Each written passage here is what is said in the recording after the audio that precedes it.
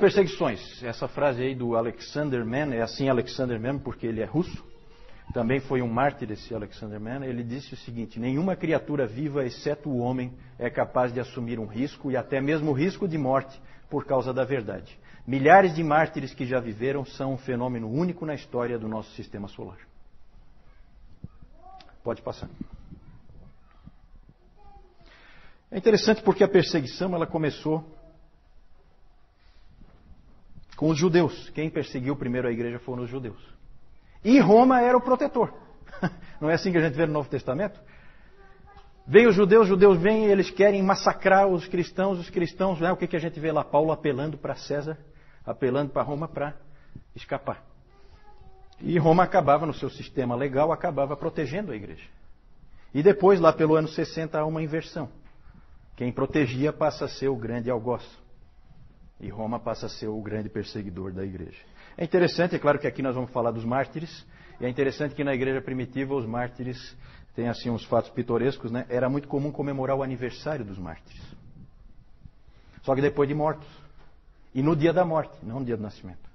Porque na verdade eles entendiam assim que aquele é que era o dia mais feliz de cada um deles, porque eles então começou a verdadeira vida eterna com Cristo a partir daquele dia. E eles lembravam então, né? Era feita uma comemoração de um aniversário. Interessante. Vamos lá. A perseguição romana, então. Vamos direto para a perseguição romana. Ela aconteceu do ano 60 até o ano 320, mais ou menos. Foram 10 grandes perseguições. A primeira foi com Nero. Temos um legítimo descendente de Nero aqui conosco, né?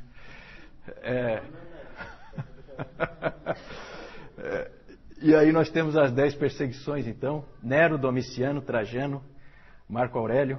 Marco Aurélio tem algum aí? Também vai para aquela minha lista. Sétimo Severo, Maximino, Trácio, Décio. O Décio não está mais, né? O Décio. Esse Décio é bom. Esse aí é fera.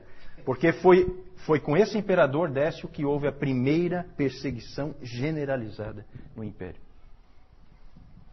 Ele foi o primeiro a querer realmente destruir o cristianismo completamente.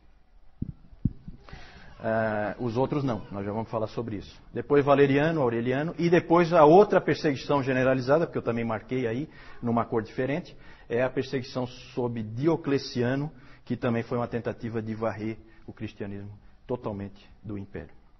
As outras todas seguiram o padrão de Trajano, assim chamado. Usa-se essa expressão, padrão de Trajano. Trajano aqui, ó. Qual é o padrão de Trajano? Existe uma carta de Trajano para o governador Plínio, da Bitínia, dizendo como que ele tinha que se comportar em relação aos cristãos. E ele dizia o seguinte para o Plínio: não gaste tempo com os cristãos, não faça nada.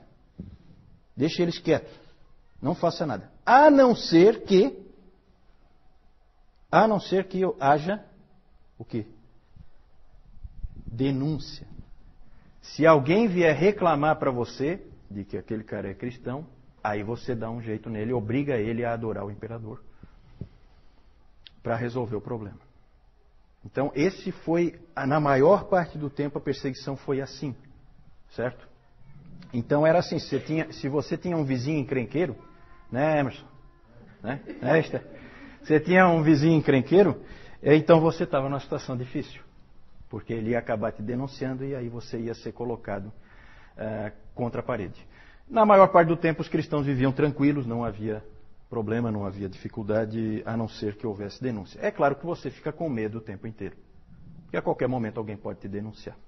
Então era uma situação ruim. A primeira perseguição é interessante ali, a perseguição sob Nero, foi uma perseguição terrível.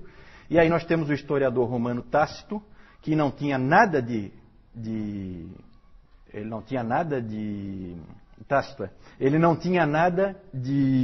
amigável em relação ao cristianismo, ele não é amigo do cristianismo, de jeito nenhum, mas ele descreveu o que aconteceu. E é interessante o que ele diz, né? Horrível, na verdade. Cobertos com peles de bestas, os cristãos eram rasgados por cães e pereciam.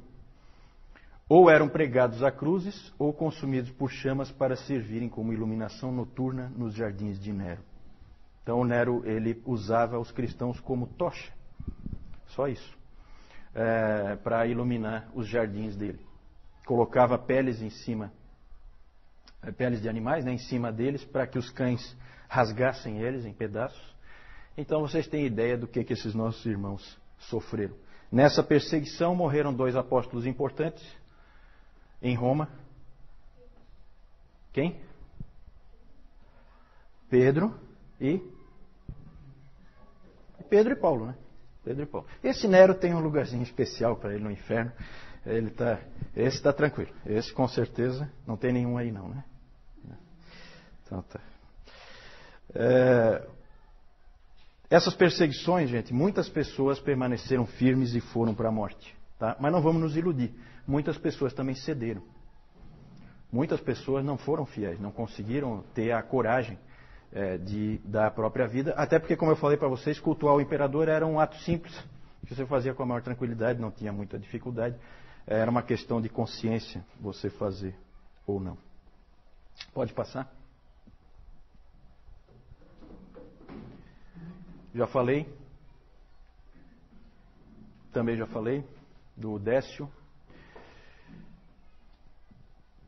Vamos falar. Eu vou colocar alguns exemplos rápido, não temos tempo para ficar, né? As histórias são histórias maravilhosas. Se vocês tiverem tempo de ir atrás dessas histórias, são histórias muito bonitas desses mártires do passado. Nós temos a história de Perpétua e Felicidade, que existe o Diário de Perpétua. O Diário de Perpétua, que depois que ela morreu foi completado, né? Mas é provavelmente o escrito mais antigo de uma mulher cristã. É o Diário de Perpétua. Ela morava em Cartago. Foram presos 5 catecúmenos. Vocês sabem o que são catecúmenos? Nós vamos falar mais sobre isso depois, tá? Eles foram presos 5 catecúmenos. São pessoas que não foram batizadas ainda. Eles foram presos, 3 homens e 2 mulheres. Perpétua era uma mulher de uma família nobre, 22 anos, tinha um filho. A Felicidade era escrava dela, estava grávida de 8 meses, e elas foram presas numa dessas perseguições. Eu acho que foi na do Décio. E aí é muito comovente a história do pai da Perpétua levando o filho lá, tentando convencê-la, mostrando o filho, falando para ela, ó, pensa na tua mãe, pensa no teu pai, pensa no teu filho. Não é tão fácil. O pai dela ia lá. E ela então chegava e dizia e falava para o pai, ó, você está vendo esse pote de água aqui? Estou vendo. Pois é, esse pote de água pode ser alguma coisa diferente do que ele é? Ele pode querer ser alguma coisa diferente de um pote de água? Aí ele disse, não. Aí ela respondeu, pois é, eu sou cristã. Eu não posso ser diferente disso. Eu sou uma cristã. E aí ela acabou indo para a morte. Um dos 5 morreu na própria prisão. Eles foram torturados, tá? Eu não vou entrar em detalhe. E foram condenados, por fim, para encurtar a história, eles foram condenados a ser mortos pelas feras no estádio, certo? E os homens, 2 homens, foram atacados, segundo a história, foram atacados por um javali, depois por um urso e depois por um leopardo, por vez, né? E as mulheres foram condenadas a ser atacadas por um touro. Então elas foram espezinhadas por esse touro selvagem, e as 2, a Felicidade ficou muito feliz, não é um trocadilho, né? Mas ela ficou muito feliz porque ela sabia, vejam como é interessante essas histórias dos mártires. Ela sabia que se ela estivesse grávida, ela não poderia ser condenada ao martírio, porque era proibido matar alguém, uma mulher que estivesse grávida. Então ela ficou muito feliz porque ela teve o bebê prematuramente, e uma outra mulher cristã adotou, porque aí ela podia ser morta, junto com os outros com quem ela tinha sido presa. Então, alguns dias antes, ela teve o bebê e ela foi morta junto com a Perpétua. Uma história muito comovente essa dessa morte. Próximo é o Policarpo. Policarpo é sempre uma pessoa interessante, é um dos pais da igreja, e ele conheceu João pessoalmente, o apóstolo João. teve muita instrução com o próprio João. E é interessante isso, né? E ele foi um grande pai da igreja, muito amado pelas pessoas que o conheciam e o seguiam.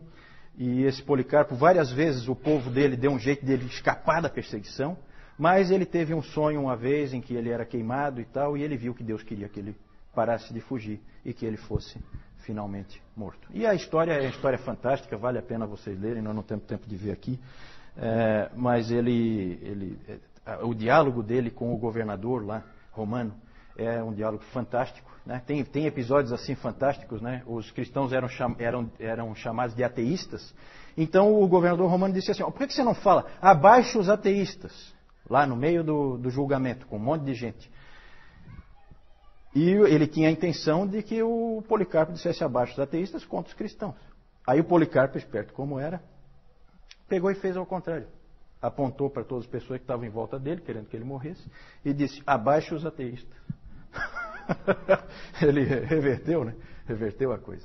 Por fim, ele disse, o governador apertou ele o máximo que pôde, e aí ele falou que a famosa frase, né? 86 anos eu servi ao meu Senhor, e ele nunca me falhou. Como é que eu vou poder agora negar a Cristo Jesus, o meu rei? Então ele falou isso, e aí foi condenado. E aí ele foi colocado numa estaca para queimar, queriam pregá-lo para ele não fugir, ele disse: não, eu vou ficar aqui, eu não vou sair. Não precisa pregar. Não pregaram mesmo. E aí queimaram ele, e aí a história é fantástica porque o fogo envolveu ele e não queimou ele. Ele abriu ficou um tipo de uma célula em que ele ficou no meio. Então foi obrigado um soldado a ir lá com uma espada e matar ele lá, porque ele não pôde ser queimado. Ele não queimava. Ele era... Como é que se diz? Ele não era inflamável. Não era. Outra história. É só assim, exemplos que eu estou dando, né? Os 40 mártires de Sebaste. É uma história sensacional essa aí. Aconteceu na Armênia, eram 40 soldados, todos eles cristãos. Houve uma forte perseguição e o governador Licínio lá foi levantar quem eram os soldados que eram cristãos. Soldados romanos, veja que interessante. Soldados romanos eram cristãos, eles então foram condenados e a punição que o governador estabeleceu para eles foi colocá-los num lago gelado durante a noite inteira. Eles tiraram a roupa, entraram os 40 no lago e iam ficar lá a noite inteira. Enquanto isso, os romanos montaram uma tenda com água quente, né, para forçá-los a apostatarem, né, forçá-los a saírem. Então, tinha água quente ali, prontinha para recebê-los a qualquer momento. E era então uma prova, era uma tentativa de fazer eles apostatarem, que era sempre o alvo dos romanos. Os romanos nunca queriam matar ninguém, eles queriam que apostatassem, queriam que deixasse de ser cristão. E aí é muito interessante porque esses 40 mártires entraram e alguém puxou lá, começaram a cantar. E começaram a cantar assim: 40 bons soldados, 40 mártires de Cristo.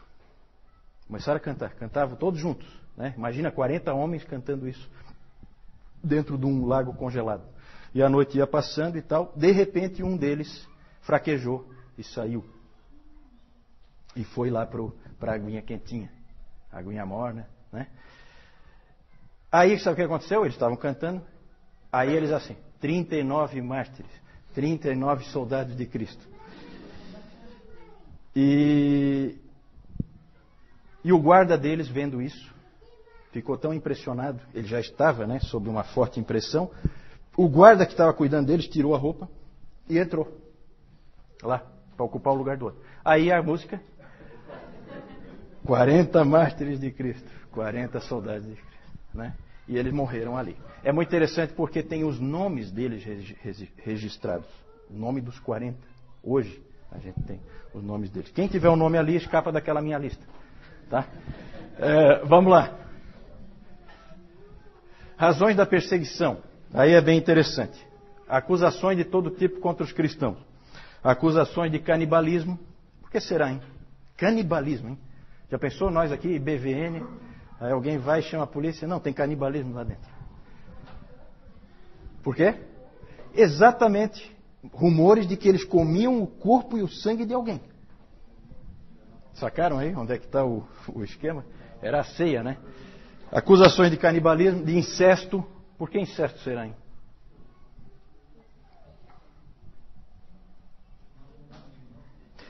Porque chamavam de irmão, irmã, né? Então era casado com a irmã. Falta de patriotismo. Falta de patriotismo porque não adoravam o imperador, não participavam de diversas festas cívicas, porque essas festas sempre tinham imoralidade no meio, sempre tinham culto aos deuses no meio, culto ao imperador. Então eles não eram patriotas, eram considerados avessos ao Império Romano. Ódio à raça humana. Ódio à raça humana. Essa era uma acusação que tinha também, porque eles eram considerados antissociais. Tácito disse que eram pessoas tremendamente antissociais, não participavam das atividades sociais, não participavam das festas. Isso mostrava era repulsa, né, pelas outras pessoas. Então eles eram acusados disso também. Olha, vejam que interessante, eles eram acusados de serem antifamília. Por que será antifamília?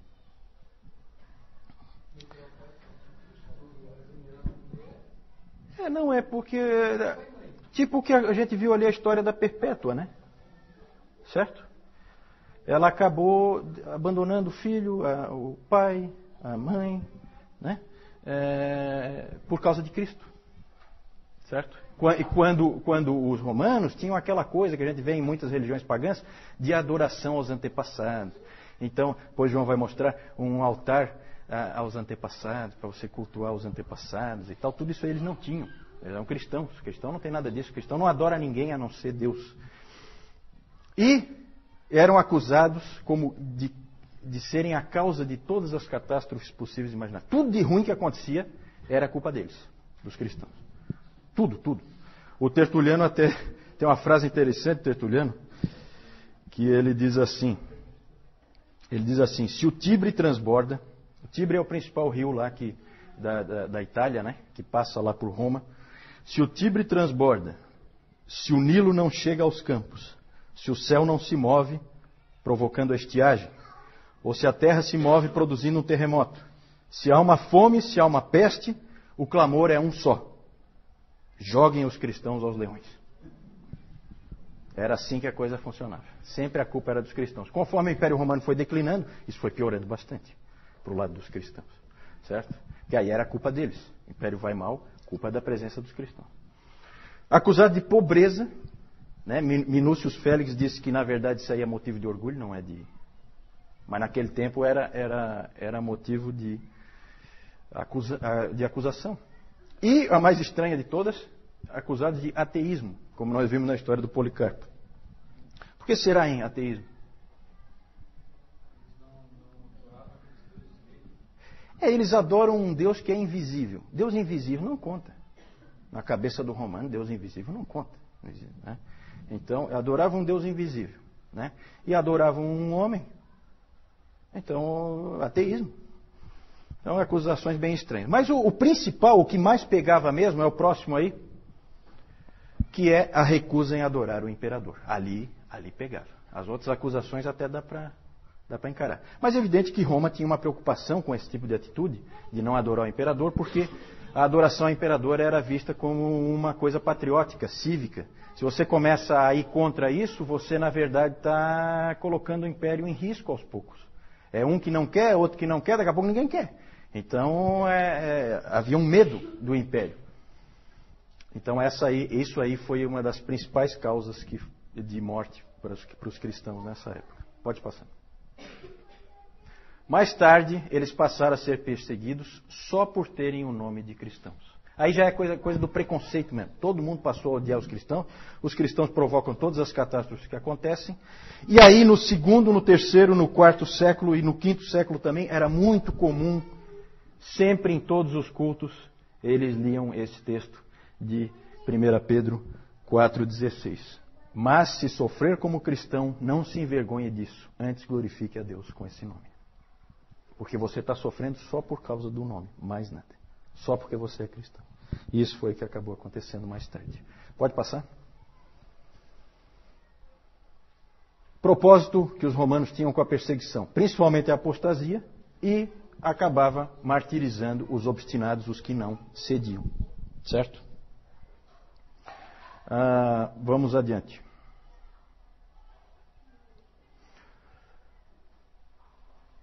O resultado da perseguição. O F.F. Bruce, ele disse que a igreja estava preparada para a catástrofe desde o seu início. O próprio Senhor da igreja, o Senhor Jesus Cristo, tinha preparado. Ele tinha dito, se perseguiram o Senhor, como é que não vão perseguir os servos? Não é? Não foi isso que ele disse? Então a igreja sempre esteve preparada para tomar pau. Para levar a bordoada. Sempre esteve preparada. E isso pesou muito a favor da igreja. Ela se fortaleceu em meio à perseguição. Ela, na verdade, foi purificada. Vocês podem imaginar que nesse tempo não tinha muito cristão nominal. Quem é cristão de verdade. Não é cristão só de nome, né? Porque não é fácil ser cristão nessas condições. Não é nada fácil. E então provocou uma purificação da igreja. A igreja era muito pura nessa época. E também provocou a extensão da igreja, aquela frase do Tertuliano, o sangue dos mártires é a semente da igreja. O interessante aí é que chegou uma época, a igreja estava tão preparada para a perseguição, que chegou uma época, gente, que as pessoas começaram a buscar o martírio. Aí os presbíteros, os líderes da igreja, tiveram que segurar essa turma. Porque o cara começava a querer ser morto. Tinha gente fazendo de tudo. Aí era aquela coisa, é por denúncia, então eu mesmo vou me denunciar. Já que eu não tenho um vizinho mala, como alguns irmãos aqui têm, né? Eu mesmo vou lá me denunciar. Então, começou a ter esse tipo de situação. E um fato pitoresco é o Orígenes, né? Alguém já ouviu o nome do Orígenes? Orígenes é um dos pais da igreja também. E o Orígenes, o pai dele, foi martirizado. E aí o Orígenes era jovem, gurizão, também queria ser martirizado por toda a lei. Não, meu pai foi, eu também vou. E fazia de tudo para ser martirizado. Aí a mãe dele teve uma ideia. Escondeu toda a roupa dele.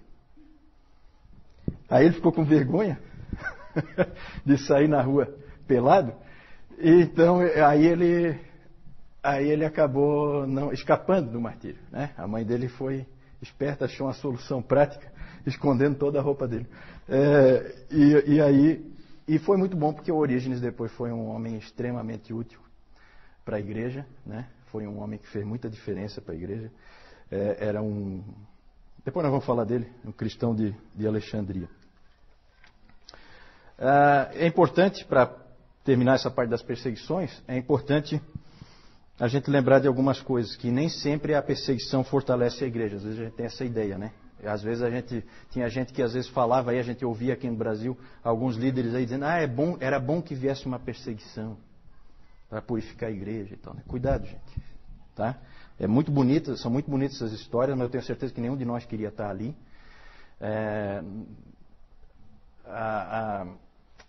Às vezes a igreja realmente foi purificada e aumentou, mas também houve vezes em que isso não aconteceu. Houve vezes em que a igreja foi dizimada em diversos lugares, certo? Nós vamos ver isso aí mais para frente, especialmente na Ásia e na África, a igreja foi completamente dizimada e destruída por perseguições. Outra observação é que a gente pensa muito nos primeiros séculos, nesses 250 anos ali de perseguições no Império Romano, a gente pensa muito como a época da perseguição aos cristãos, não é verdade? A gente tem essa tendência, né? Quando, na verdade, com certeza, a gente pode dizer com certeza, que o número de cristãos martirizados naquele tempo, nesses 250 anos, é menor, bem menor, do que o número de cristãos martirizados nos últimos 50 anos no mundo. Certo? Então a gente não pode esquecer nunca, gente, da igreja sofredora hoje.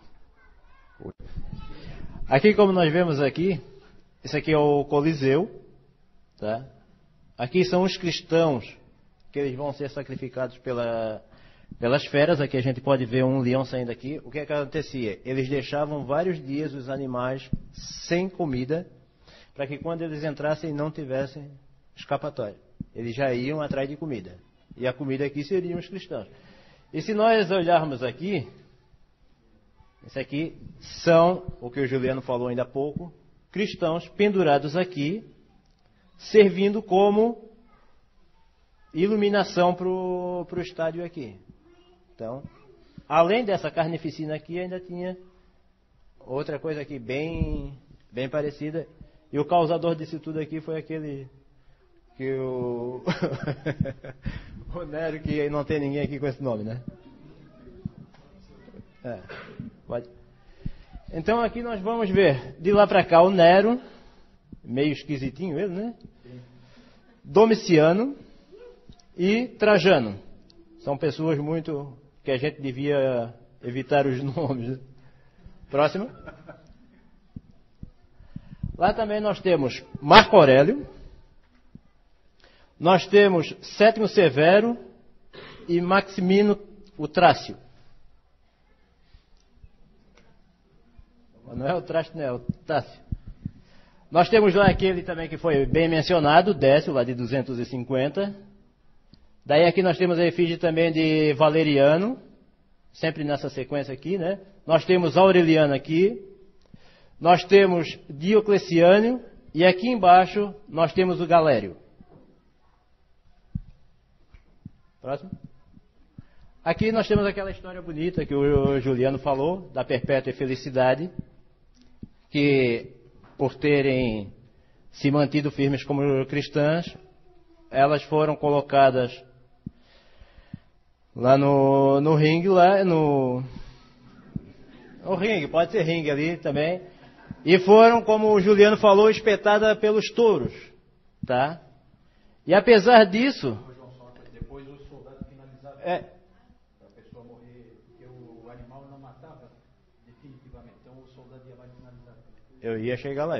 Era a próxima coisa que ia dizer. Depois disso, quando elas ainda estavam vivas, elas ainda eram espetadas pelas espadas. E aqui a gente pode ver ali a Perpétua ainda tirando a espada que ela foi cravada aqui nela. Aqui nós temos Policarpo. E aqui nós temos aqueles 40 mártires de Sebaste. Aqui já inclui aquele que saiu ou aquele que entrou. Aqui nós não temos. Próximo então. Aqui nós temos o altar familiar do cultos aos antepassados. E aqui a adoração do imperador. Inclusive aquele lá de Augusto ali. Era colocado aqui, as pessoas passavam, faziam reverência a ele. E aqueles que se negavam, daí eles tinham a punição. Aqui nós temos... Foi uma falha? Foi uma falha. Eu esqueci de falar, tá, gente? Que quando você sacrificava, você não, que eu espero que você não fosse sacrificar, que você ficasse firme.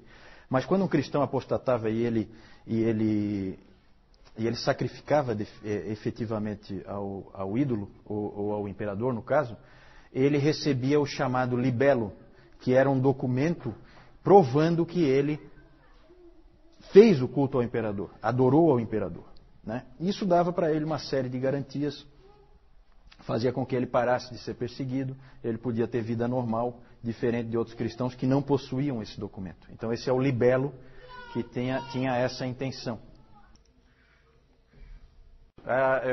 A Jussara perguntou quanto à fonte das informações que tem aqui, né? A maioria das informações vem da palestra do David Calhoun, né? Boa parte dessas informações estão repetidas nos livros, porque ele utiliza os livros como referência dele, né? Mas alguma coisa não aparece lá, alguma coisa é coisa que ele trouxe de outros livros. Então não vai aparecer lá alguma dessas informações.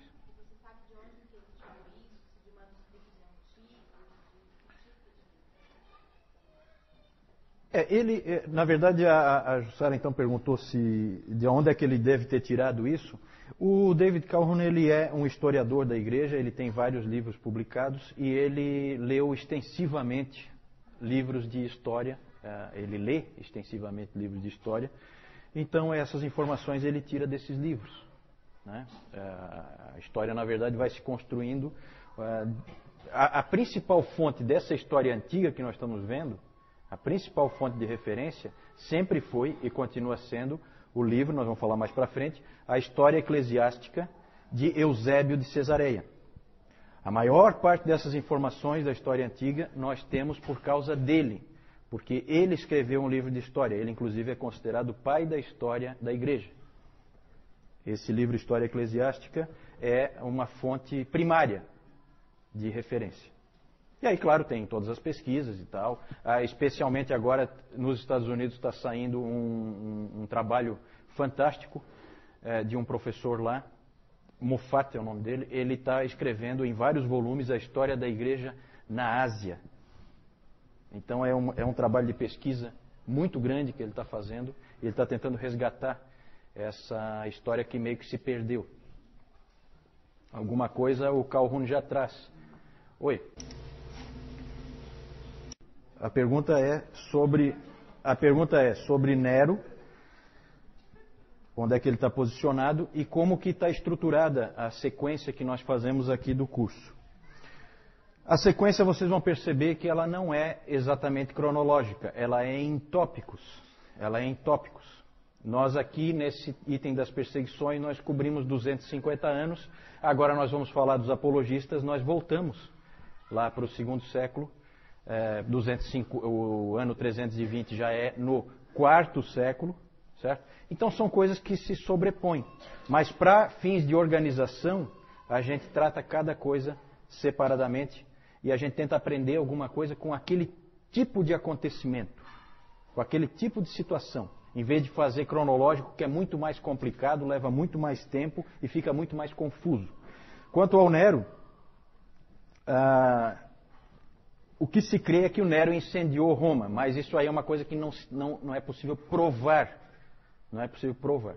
E foi sim no primeiro século. Foi no primeiro século. Certo?